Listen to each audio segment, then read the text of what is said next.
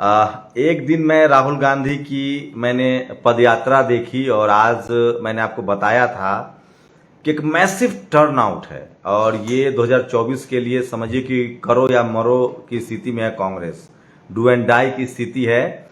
और लगता है कि कांग्रेस को एक बड़ा हथियार मिल गया है, जिसको अगर हम माइथोलॉजिकल टर्म में कहो तो संजीवनी मिल गई है।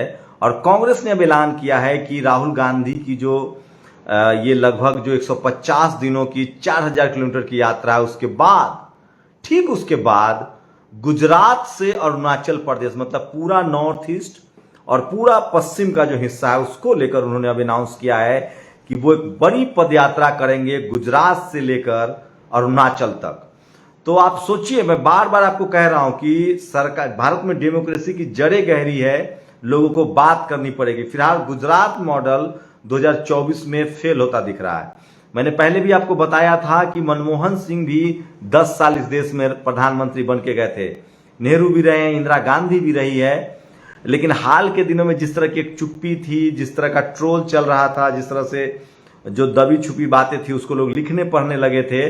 लेकिन सवाल यही है कि SC ST OBC माइनॉरिटी की जो पॉलिटिकल लीडरशिप है, चाहे सपा हो, बसपा हो, JMM हो, RJD हो, JDU हो, उनकी क्या रणनीति होगी। नीतीश कुमार ने अपना गेम अपनी बाजी खेल दी है। चंद्रशेखर यादव रावण से उनकी मुलाकात हुई है, बहुत अहम मुलाकात है, शानदार चीजें हैं ये सब। लेकिन आप कल्पना कीजिए, दो बड़े नेता हैं, दो बड़े कम्युनिटी के बड़े नेता हैं। ओवैसी साहब को मैं बड़ा नेता मानता हूं और BSP सुप्रीमो मायावती सबसे बड़ी नेता है इस देश का। इन दोनों पर सब कुछ निर्भर करता है। लेकिन सवाल है कि अगर वो जो विपक्ष की यूनिटी बन रही है, अगर उसमें मायावती जी नहीं आती हैं तो यकीन मानिए उनकी पूरी विश्वसनीयता खतरे में पड़ जाएगी। वहीं अगर ओवैसी इस अलायंस में नहीं आते हैं तो उनकी भी पूरी विश्वसनीयता खतरे में पड़ जाएगी, क्योंकि अगर कम्युनिटी के हिसाब से देखें तो मुस्लिम समाज और शेड्यूल कास्ट के लोग सबसे ज्यादा परेशान हैं। मुस्लिमों के साथ जाति धर्म के नाम पर अत्याचार हो रहा है, उनको मॉब लिंचिंग हो रही है, उनके यहां तक कि संवैधानिक अधिकार उनका खतरे में है। CA NRC के जरिए उनको कहा जा रहा है कि आप भारतीय हैं, ये साबित कीजिए। वही शेड्यूल कास्ट जिसको अछूत समझा गया, शूद्र समझा गया, जिनके पास न जमीनें हैं, न व्यापार है, न एजुकेशन था, वो जो भी उन्होंने अपने लिए मेहनत से संविधान की बदौलत, रिजर्वेशन की बदौलत उन्होंने एक बड़ा मिडिल क्लास पैदा हुआ है। लेकिन जिस तरह से प्राइवेटाइजेशन हो रहा है, जिस तरह से सरकारी नौकरियां खत्म हो रही है और जिस तरह से कास्ट एट्रोसिटी बढ़ा है, एक्सप्लॉइटेशन बढ़ा है, उसके बाद वो तबका सबसे ज्यादा हाशिए पर महसूस करता है अपने आप को।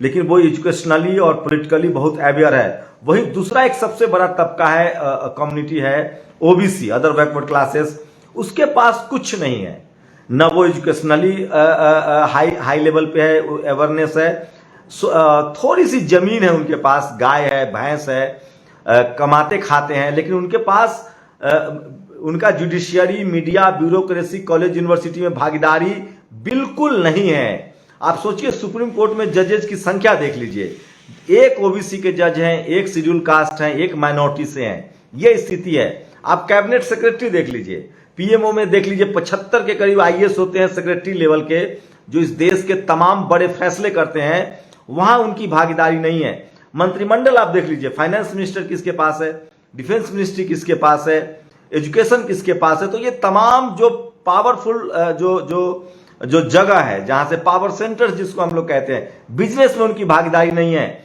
उनकी बहुत पॉलिटिकल चर्निंग हो रही है। जिस तरह से झारखंड में हेमंत सोरेन ने कल जिस तरह से अनाउंसमेंट किया है कि हम 27% reservation at any cost implement करेंगे OBC के लिए, शेड्यूल कास्ट के रिजर्वेशन को और ट्राइबल के रिजर्वेशन को। एक बड़ा मसला है, 15 से 20 करोड़ ट्राइबल की आबादी है इस देश में, आज भी वो मुख्य धारा से कटे हुए हैं, उनका रिप्रेजेंटेशन सबसे कम है। इस देश में सिर्फ एक ट्राइबल मुख्यमंत्री है आज के डेट में। आजादी के 75 साल बाद ट्राइबल महिला को राष्ट्रपति बनाया गया है, वो भी टोकनिज्म है।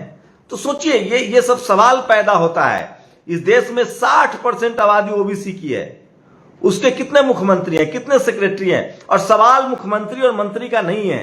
प्रधानमंत्री मोदी ने खुद को OBC प्रोजेक्ट किया था, 27 ओबीसी के मिनिस्टर्स बनाए गए, उनका पोर्टफोलियो चेक कीजिए, उनके मंत्रालय में क्या है। सवाल यह है कि उनके हक अधिकार कैसे सुरक्षित रहेंगे।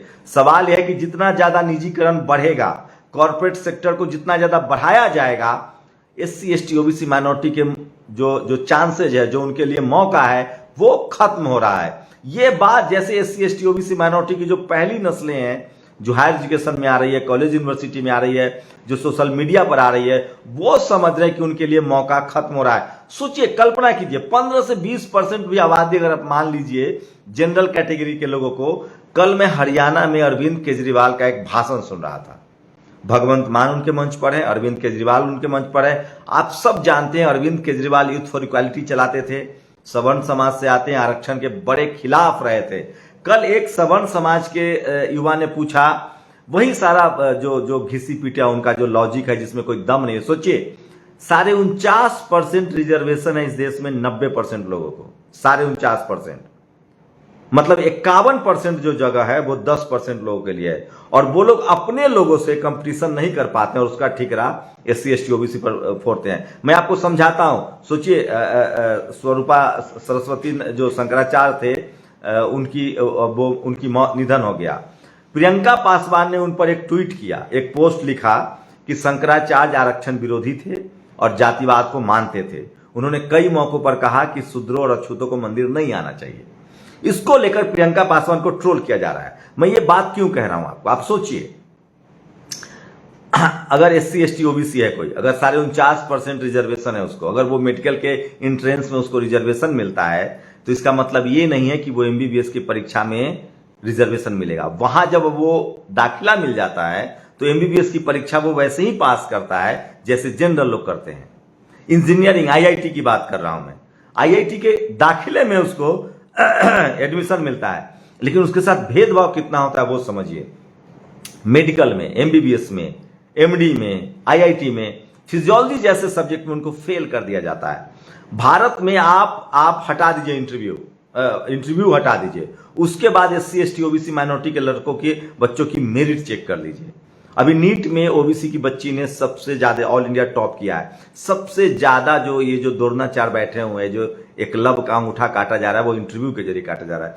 तो मैं वो अरविंद केजरीवाल का मैं भाषण सुन रहा था। एक सवर्ण समाज का युवा कहता है कि मेरे से कम नंबर वाले एससी एसटी ओबीसी को दाखिला हो गया। उसको समझाइए कि सर, आपके पास 15% आपकी आबादी है और 51% संसाधन आपके पास है, नौकरियां आपके पास है, एडमिशन आपके पास है। 49.5% में 90% लोग हैं, और वहां भी जो दाखिला देने वाले लोग हैं वो घोर कास्टिस्ट, मनुवादी, जातिवादी और ब्राह्मणवादी लोग हैं। वो आज भी ईमानदारी से दाखिला नहीं दे रहे हैं।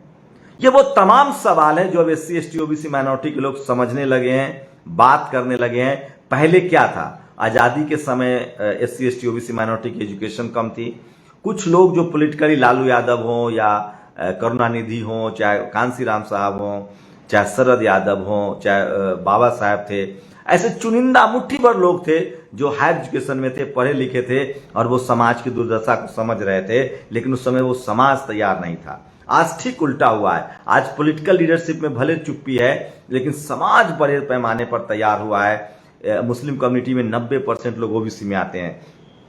तो ये जो सोशल जो चेंजेस हो रहा है, सोशल जो चर्निंग हो रही है, सोशल जो एसर्शन बढ़ रहा है, ये पॉलिटिकल एसर्शन में भी अब तब्दील होता जा रहा है। सोचिए, सबसे ज्यादा ओबीसी का वोट इस देश में कोई भी सरकार बनेगी वो बगैर ओबीसी वोट के नहीं बनेगी।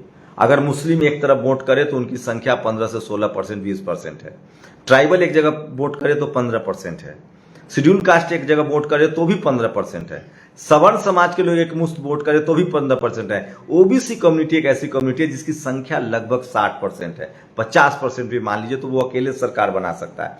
लेकिन उसका चूंकि शैक्षणिक और सामाजिक रूप से इतना पिछड़ापन है कि वो धर्म के नाम पर वोट करते हैं उस पार्टी को जो पार्टी उनके आरक्षण को खत्म कर रही है। शेड्यूल कास्ट के लोग ये काम नहीं करते हैं क्योंकि उनका पॉलिटिकल सोशल अवेयरनेस बहुत ज्यादा है। लेकिन वही ओबीसी अब नब्ज बन गया है। हेमंत सोरेन को समझ में आ गया है। सोचिए, राजस्थान में चुनाव होने वाला है, कांग्रेस की हार तय है। उनका बेड़ा गर्क हो जाएगा अगर उन्होंने 27% रिजर्वेशन, सोचिए मंडल कमीशन के रिकमेंडेशन में है 27-28 रिकमेंडेशन है, जिसमें रिजर्वेशन सिर्फ एक पक्ष है।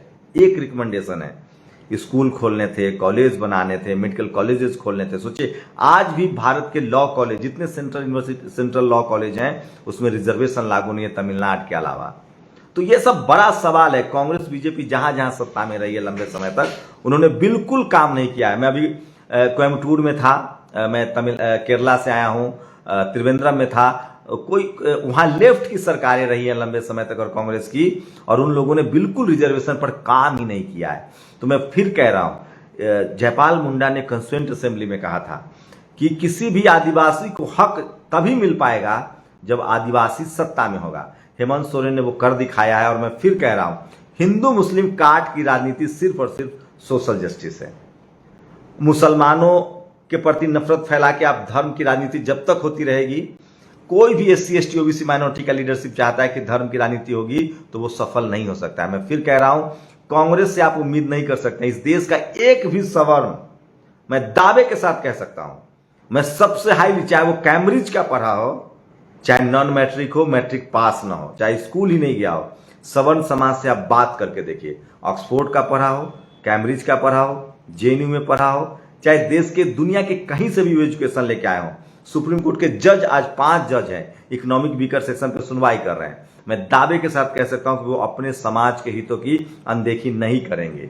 उनमें अभी सोशल जस्टिस की समझ नहीं आई है। भारत में अमूमन हम सब जाति प्रधान देश में रहते हैं, जाति मैटर करता है यहाँ। इसलिए डॉक्टर अंबेडकर ने कहा था कि डाइवर्सिटी जरूरी है। अगर आज media, judiciary, college, university, bureaucracy में डाइवर्सिटी होती तो ये स्थिति न होती। बीजेपी का, RSS का एक मोनोपोली देखिएगा। जहां जहां वो अधिकारी जो सवर्ण समाज से हैं, उनको लगातार एक्सटेंशन दिया जा रहा है। गुजरात के DGP को 8 महीने का एक्सटेंशन दिया गया है। ED, इन्फोर्समेंट डायरेक्टरेट के जो हेड हैं मिश्रा जी, उनको एक्सटेंशन दिया जा रहा है। ये सब क्यों किया जा रहा है? क्योंकि वो आइडियोलॉजिकली उस पार्टी से और उस विचारधारा से सहमत हैं और वो अपने उस पार्टी के लिए काम करते हैं। सोचिए, जो समाज आपको चपरासी नहीं बनने देना चाहता है, वो चीफ मिनिस्टर आपको बनने देगा, चीफ जस्टिस बनने देगा। ये बात हेमंत सोरेन के समझ में आ गई। और अब दावे के साथ कह सकता हूं कि 25 साल तो एकदम भूल जाइए, झारखंड में बीजेपी के लिए अब कोई मौका नहीं है अगर 27% रिजर्वेशन OBC का इंप्लीमेंट कर दिया जाए। क्योंकि बहुत फर्टाइल लैंड है, मिनरल्स है, वहां खनिज है, संपदा है, बड़ी बड़ी कंपनियां हैं, खासकर कोल माइंस हैं, भारतीय कोल लिमिटेड है वहां पे। तो ये सारे फैक्टर हैं। छत्तीसगढ़ में अगर कांग्रेस को बचाना है अपनी सरकार, तो OBC को 27% रिजर्वेशन वहां भी नहीं है। सोचिए, 69% रिजर्वेशन तमिलनाडु में है। बिहार में 27% रिजर्वेशन कर्पूरी ठाकुर के समय इंप्लीमेंट हो गया। तो जहां जहां SC ST OBC माइनॉरिटी की लीडरशिप वाली पार्टियां, उनके नेता नहीं है, वहां वहां तकलीफें हैं। जहां जहां कांग्रेस बीजेपी सवर्ण लीडरशिप है, मेरी 2 दिनों तक कांग्रेस के एक तेज तरार सवर्ण थिंक टैंक से बातचीत हुई। वो किसी मुद्दे पर यह मानने के लिए तैयार नहीं थे कि रिजर्वेशन की राजनीति, कमंडल की राजनीति, कमंडल का काट है। मैं फिर कह रहा हूं, मैं इस बात से 100% सहमत हूं कि कमंडल का काट सिर्फ मंडल है। अगर राजस्थान में चुनाव होना है, छत्तीसगढ़ में चुनाव होना है, कांग्रेस दोनों जगह सरकार है, अगर वो अनाउंसमेंट नहीं करती है 27% रिजर्वेशन का, तो यकीन जान लीजिए वहां से कांग्रेस का बोरिया बिस्तर बंद होने वाला है। क्योंकि कास्ट एट्रोसिटी पर उनका कंट्रोल नहीं है, शेड्यूल कास्ट के लोग उनसे नाराज हैं और मुस्लिम्स के वोट से वो चुनाव नहीं जीतेंगे। सवर्ण उनको वोट नहीं करता है और OBC के लोग, अगर OBC आरक्षण नहीं लागू होता है तो ऑब्वियस बात है वो बीजेपी के साथ जाएंगे। क्योंकि अगर उनको अधिकार मिलेगा तो वहां रहेंगे, अधिकार नहीं मिल रहा है तो धर्म बचाएंगे। धर्म बड़ी चीज होती है। तो ये एक बड़ा फैक्टर है। तो मैं फिर कह रहा हूं, कमंडल का काट सिर्फ मंडल कमीशन है, सोशल जस्टिस है। और ये बात बाकी राजनेताओं को समझना पड़ेगा। अगर आप नहीं समझेंगे तो यकीन मानिए देर हो जाएगी। और सोचिए, ये बात बीजेपी बहुत बेहतर तरीके से समझती है। सोचिए, यूपी चुनाव के समय बीजेपी ने OBC की कम्युनिटी को कहा कि हम शेड्यूल कास्ट में बनाएंगे, जबकि यह संभव नहीं है। जब तक जातीय जनगणना नहीं होता है, जब तक रिप्रेजेंटेशन का सवाल हल ही नहीं होगा, जब तक पता न चल जाए कि किसकी कितनी संख्या है। वो एक चुनावी शगुफा था, छोड़ा गया। OBC ने वोट किया कि वो शेड्यूल कास्ट कमेटी में आएंगे और उनको इलाहाबाद हाई कोर्ट ने उसको रद्द कर दिया। अब केंद्र सरकार ने शेड्यूल कास्ट के कुछ जातियों को चुना है, जिसको कह रहे हैं कि हम शेड्यूल ट्राइब में उनको जगह देंगे। इसलिए क्योंकि वहां चुनाव है, गुजरात में चुनाव है, गुजरात में मामला फंसा हुआ है, आपको बता दें मध्य प्रदेश में मामला फंसा हुआ है। तो ये झुंझुना है, ये भी रद्द हो जाएगा सुप्रीम कोर्ट से। इकोनॉमिक वीकर सेक्शन रद्द नहीं होगा। सोचिए, इकोनॉमिक वीकर सेक्शन का पूरा मामला सुप्रीम कोर्ट में है, लेकिन वो रिजर्वेशन इंप्लीमेंट कर दिया गया है। आप कट ऑफ देखेंगे तो पागल हो जाएंगे, 4 नंबर 6 नंबर, मतलब शेड्यूल कास्ट से, शेड्यूल ट्राइब से भी 10 गुना ज्यादा नीचे उनका कट ऑफ आता है। ये लोग मेरिट की बात करते थे, ओबीसी का कट ऑफ जो है वो जनरल से ज्यादा जा रहा है क्योंकि उनकी संख्या ज्यादा है। तो ये वो तमाम सवाल है जिस पर राजनीति होनी चाहिए। और 2024 का चुनाव आप देखिएगा, रोजगार, सोशल जस्टिस, नीतीश कुमार को समझ है राजनीति की। चंद्रशेखर रावत से मुलाकात हुई है, वो बड़े शेड्यूल कास्ट रिप्रेजेंटेशन हो सकते हैं। फैसला करना होगा मायावती जी को और ओवैसी को, नवीन पटनायक, जगन मोहन रेड्डी और ममता बनर्जी, ये देर सवेर ये इस गठबंधन की तरफ आएंगे। लेकिन सवाल कांग्रेस का है कि क्या कांग्रेस के जो सवर्ण लॉबी है, जो सवर्ण लीडरशिप है, वो राहुल गांधी को समझा पाएगी, प्रियंका गांधी को, कि सोशल जस्टिस के बगैर काम नहीं चलेगा। क्योंकि शेड्यूल कास्ट की जो लीडरशिप है कांग्रेस में अभी भी वो नहीं बोलती है, डरे हुए हैं, चुप। मैं ये एक बड़ी विडंबना है। Schedule caste, OBC, schedule tribe और माइनॉरिटी की जो पॉलिटिकल लीडरशिप है सवर्ण वाली पार्टियों में, वो इतने डरपोक हैं, वो अपने हितों को इतना आगे रखते हैं कि आप कल्पना ही नहीं कर सकते। और मैं कोई घुमंतु बात नहीं कह रहा हूं, ये मेरा निजी अनुभव होता है। मैं घंटों पॉलिटिकल नेताओं से बात करता रहता हूं, लोगों से बात करता हूं, रोज 1000 कॉल्स उठाता हूं, फोन कॉल्स उठाता हूं, और तब मैं बता रहा हूं, पॉलिटिकल लीडरशिप से बात करता हूं। सवर्ण समाज की सीधी सीधी राय है कि हमें रिजर्वेशन नहीं देना है। हिंदू मुस्लिम पर वो मुसलमानों के साथ हो सकते हैं, लेकिन वो मुसलमानों को ओबीसी रिजर्वेशन नहीं देना चाहते हैं। 27% रिजर्वेशन मुसलमान को मिलता है।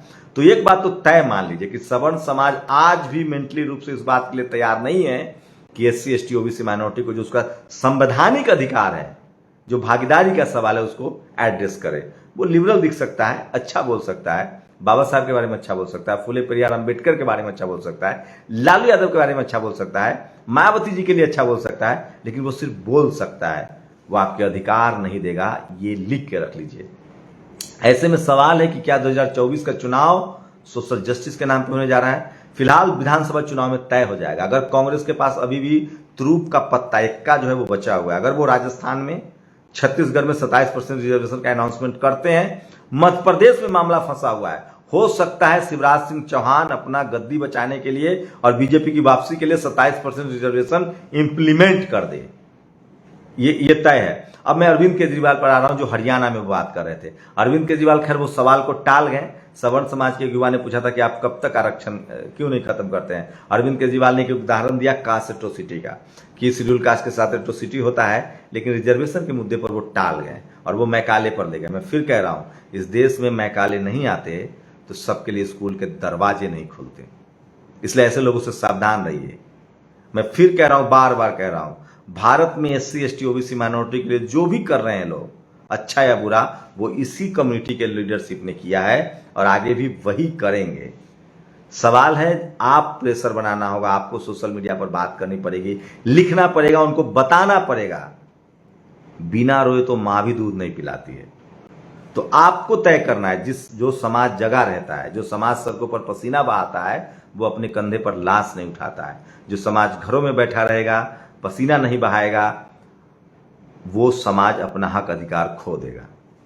मैं इसलिए कह रहा हूं, डॉक्टर अंबेडकर ने कहा है कि भारत में सवाल भागीदारी का है, गरीबी उन्मूलन प्रोग्राम नहीं आरक्षण। तो इसलिए कह रहा हूं 2024 का चुनाव सोशल जस्टिस वर्सेज कमंडल होने जा रहा है। अगर मंडल और कमंडल की साफ साफ लड़ाई हुई, जिसके लिए कांग्रेस तैयार नहीं है, सवर्ण लीडर ममता बनर्जी भी शायद तैयार ना हो, नवीन पटनायक तैयार ना हो, लेकिन लड़ाई तो इसी पर लड़ी जाएगी।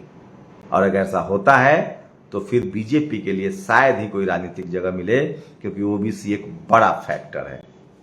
और जिस तरह से बेरोजगारी है, जिस तरह से अनएम्प्लॉयमेंट है, जिस तरह से बिजनेस, जो छोटे कारोबारी हैं वो क्रश हो रहे हैं, प्राइस हाइक है, ये तय लग रहा है कि टीवी और अखबार के लगातार कोशिश के बावजूद बीजेपी अपनी सत्ता बचा ले जाए, ये बहुत मुश्किल है।